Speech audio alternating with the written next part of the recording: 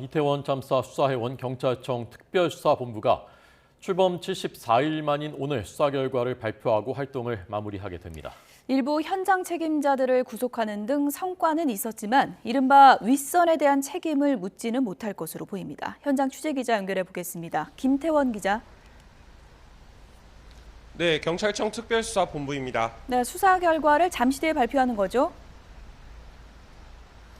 네, 이태원 사고 경찰청 특별수사본부는 잠시 뒤인 오전 10시쯤 기자회견을 열고 최종 수사 결과를 발표할 예정입니다. 이 자리에서 전문가와 참사 발생 경위와 원인 분석 결과를 설명하고 책임자들에 대한 수사 결론을 밝힐 예정입니다. 모두 159명이 숨진 이태원 참사 직후인 지난해 11월 1일 500여 명 규모로 출범해 수사를 이어온 지 74일 만입니다. 그동안 특수본은 이태원 참사의 원인과 책임 규명 등을 놓고 경찰과 소방, 구청과 서울교통공사 등을 상대로 모두 20여 명을 입건해 수사를 벌여왔습니다. 헬로윈 기간 사전안전대책 수립과 참사 발생 뒤 현장 조치가 미흡했다는 책임 등을 물어 이임재 전 서울 용산경찰서장과 박희영 용산구청장 등 주요 피의자 6명을 구속 송치했습니다.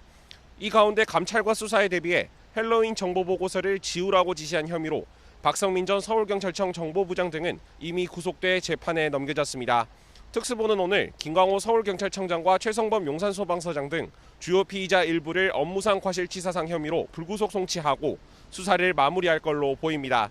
그러나 이상민 행정안전부 장관, 오세훈 서울시장 등 윗선 피의자들에 대해선 법적 책임을 묻기 어렵다고 보고 사실상 무혐의로 가닥을 잡은 상태입니다. 또 경찰수장인 윤희근 경찰청장도 많은 사람들이 모인 곳에 대한 안전관리에 구체적인 법적 의무가 없다는 이유로 입건하지 않고 수사를 마무리할 전망입니다. 이에 결국 실무진에게만 책임을 묻는 꼬리 자르기식 수사가 아니냐는 비판의 목소리도 나올 것으로 보입니다. 지금까지 경찰청 특별수사본부에서 전해드렸습니다.